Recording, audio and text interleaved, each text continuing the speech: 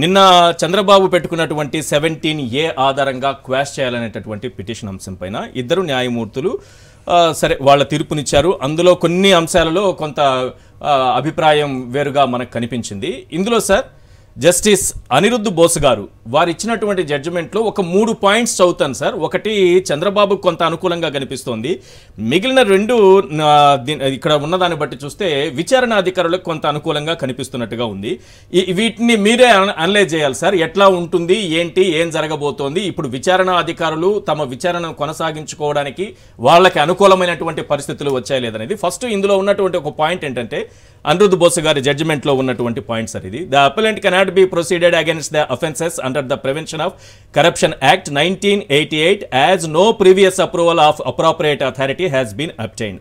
This opinion of this court, however, shall not foreclose the option of the concerned authority in seeking approval in terms of the aforesaid provision. In this case, liberty is preserved for the state to apply for such approval contained in the said provision. ఇది ఒక point sir. దీని ఆధారంగా అంటే తప్పనిసరిగా 17A ఆధారంగా దీనికి ఉన్నతాధికారుల permission తీసుకోవాల్సిందని చెప్పినట్టేనా? అందరికీ నమస్కారం అండి. నమస్తే. ఆలస్యం అనుకోవద్దు. Okay sir. ఓకే. మొదటిది ఈ స్కిల్ కేసుని ఒకరేమో పూర్తిగా కొట్టేశారండి ఒక జడ్జి గారు. రెండవ జడ్జి గారు అంటే మీరు చెప్పిన జడ్జి గారు డిస్పోజ్డ్ ఆఫ్ అన్నారు, డిస్మిస్ చేయలేదు. ఓకే. డైవర్జెంట్ ఒపీనియన్స్ వచ్చినాయి. వచ్చినప్పుడు లార్జర్ బెంచ్ కి రెఫర్ చేశారు. అయితే ఇక్కడ చాలా ఇంపార్టెంట్ పాయింట్ ఏంటంటే ఆల్రెడీ 5 బెంచ్లో ఒక ప్రశాంత్ భూషణ్ గారు వేసిన ఒక కేసులో the point involved is enquiry investigation. ఇవి మీరు రేర్ శాంక్షన్ తీసుకొని చెయ్యాలి అనేది అన్కాన్స్టిట్యూషనల్ అని అక్కడ క్వశ్చన్ చేశారు. ఓకే. సో అది పెండింగ్ ఉండగా ఈ observation you can proceed with, అంటే ప్రొసీడ్ విత్ ఎలా, మీరు కాంపిటెంట్ అథారిటీ దగ్గర శాంక్షన్ తీసుకోవడానికి మీకు లిబర్టీ ఉంది అని అన్నారు. అయితే మనం ఇక్కడ ఈ రెఫరెన్స్ లో ఒక కేసు చెప్పుకోవచ్చు, యడ్యూరప్ప గారి case. Honourable chief minister Yediyurappa గారి కేసులో గవర్నర్ పర్మిషన్ రిఫ్యూజ్ చేశారండి. గవర్నర్ పర్మిషన్ రిఫ్యూజ్ చేసినా కూడా అప్రాపరేట్ అదే ఇన్వెస్టిగేషన్ ఆఫీస్ అనుకోండి, ఎవరైనా అనుకోండి, వాళ్ళు ప్రొసీడ్ అయ్యారు కేసు. గవర్నర్ పర్మిషన్ ఇవ్వకపోయినా ప్రొసీడ్ అయ్యారు. ఇక ఇవ్వకపోయినా ప్రొసీడ్ అయినప్పుడు మరి డిస్ట్రిక్ట్ కోర్ట్ వాళ్ళు నాకు పవర్ చెప్పి రిమాండ్ చేయటం అవన్నీ ఆ ప్రాసెస్ లో వెళ్ళింది. డిస్ట్రిక్ట్ కోర్టు అంటే అగైనెస్ట్ యడ్యూరప్ప గారికి అంటే ఈ 17AA నాట్ అప్లికబుల్ అని చెప్పి తీర్పిచ్చారు. దాని మీద హైకోర్టుకి వెళ్తే హైకోర్టు రివర్స్ చేసిన తర్వాత సుప్రీంకోర్టు వాళ్ళకి ఫేవరబుల్ గా ఇచ్చింది. ఇది ఒక ఇష్యూ.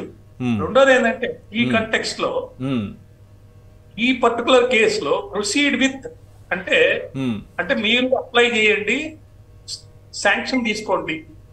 అయితే ఇక్కడ శాంక్షన్ తీసుకునే దానికి సంబంధించి అరెస్ట్, రిమాండ్ ఈ 2 కూడా ఇల్లీగల్ అనలేదు. ఇల్లీగల్ అనకుండా ఒక అబ్జర్వేషన్ చేశారు.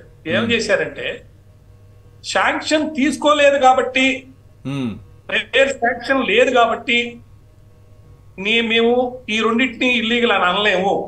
Okay, good. We don't say that they are illegal. So ఈ కాంటెక్స్ట్ లో ఈ 2 ఇల్లీగల్ కాదు కాబట్టి ఫర్దర్ ఇన్వెస్టిగేషన్ కూడా ఇల్లీగల్ కాదేమో. ఫర్దర్ ఇన్వెస్టిగేషన్ వాళ్ళు చేసుకుంటూ పోతే అంటే ఇంక్లూడింగ్ కలెక్షన్ ఆఫ్ ఎవిడెన్స్. అంటే ఇక్కడ చాలా ఇంపార్టెంట్ ఏంటంటే 3 ఆస్పెక్ట్స్ ఉంటాయి సార్ ఈ పర్టికులర్ కేసెస్ లో అన్నిట్లో కూడా. ఏది 17A కానివ్వండి, లేకపోతే ప్రివెన్షన్ ఆఫ్ కరప్షన్ యాక్ట్ లో మూడు ఇంపార్టెంట్. ఫస్ట్ ఏంటంటే చేసిన మనిషి అంటే ఎవరైతే అప్రాపరేట్ అక్యూజ్డ్ ఎవరున్నారో ఆ పర్టికులర్ కేసులో తీవ్రమైన ఆర్థిక నేరం కదండి ఇది. కాబట్టి అతన్ని అరెస్ట్ చేసి ఇన్వెస్టిగేషన్ చేసి అతను శిక్ష పడేలా చూసుకోవడం, అది ఫస్ట్ పార్ట్. ఓకే.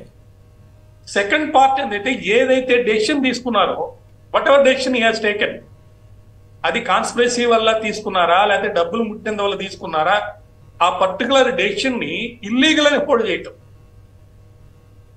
ఇల్లీగల్ అని హోల్డ్ చేసిన తర్వాత పబ్లిక్ ఎక్స్చేర్ కి, అంటే థర్డ్ పార్టీ పబ్లిక్ ఎక్స్చేర్ కి ఏదైతే నష్టం జరిగిందో, ఫర్ ఎగ్జాంపుల్ ఆ డెసిషన్ వల్ల స్టేట్ కి ఒక 10 కోట్లు లాస్ వచ్చింది అనుకోండి, లేకపోతే 10 కోట్లు ఎవరికో గెయిన్ వచ్చింది అనుకోండి, దాన్ని రికవర్ చేయటం. ఈ 3 పార్ట్స్ చూసుకుంటే మనము ఈ పర్టికులర్ కేసులో వీరు ఇచ్చినటువంటి అబ్జర్వేషన్ వల్ల శాంక్షన్ అనేది వాళ్ళు తీసుకుంటారు. That is routine process. Sanction కి అప్లై చేస్తారు, తీసుకుంటుంటారు. కానీ ఈ 3 ప్రాసెస్ లో ఎప్పుడైతే అరెస్ట్ ఇల్లీగల్ కాదన్నారు, నెక్స్ట్ రిమాండ్ ఇల్లీగల్ కాదన్నారు, పవర్ ఉందని అన్నారు. ఏదైతే హరీష్ సాల్వే గారు వాదన చేసి పంజాబ్ నుంచి వెళ్ళిన సుప్రీంకోర్టు డెసిషన్ ప్రకాష్ రాజు ఏదో ఉంది, దాంట్లో ఈ arrest is illegal, remand is illegal అనే ఒక జడ్జిమెంట్ లో ఇచ్చిన ప్రిన్సిపల్ ని బేస్ చేసుకుని ఆయన ఆర్గ్యూ చేశారు. అయితే నాకు చెప్పిన ఈ 3 పార్ట్స్, ఒకటి అరెస్ట్ చేయటం, రిమాండ్ పంపించడం, ఫర్దర్ ఇన్వెస్టిగేషన్ చేయటం, ఈ 3 కూడా ఇల్లీగల్ కాదు అన్నట్టు ఈ డెసిషన్ ఉందండి. కాబట్టి వాళ్ళు ఫర్దర్ ఇన్వెస్టిగేషన్ చేయొచ్చు. ఈ ఫర్దర్ ఇన్వెస్టిగేషన్ లో ఈ 3 పార్ట్స్ లో అరెస్ట్ ఒప్పుకున్నారు.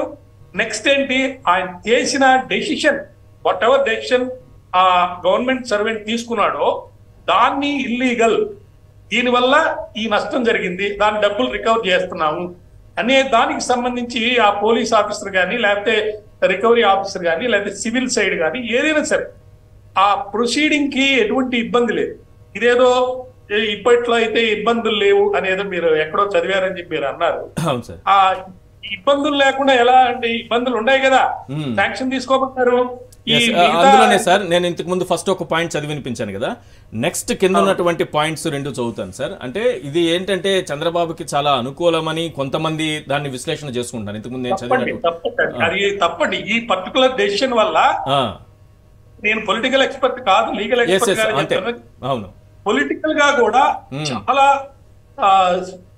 చాలా కాన్సిక్వెన్సెస్ వస్తాయండి. అంటే కామన్ పర్సన్, ఇంటెలిజెంట్ పర్సన్, లేకపోతే చదువుకున్నవాడు, లేకపోతే ఈ రాజకీయాలు తెలిసిన వ్యక్తి ఎవరైనా కానీ ఇది ఆలోచించేటప్పుడు, మీ మీద కేసులు ఉన్నాయి అంటే టిల్ ప్రిజ్యూమ్డ్ యాజ్ ఇన్నోసెంట్ అంటే టిల్ ప్రూవ్డ్ యాజ్ ఇన్నోసెంట్ అని అంటారు, అది ఉంటది.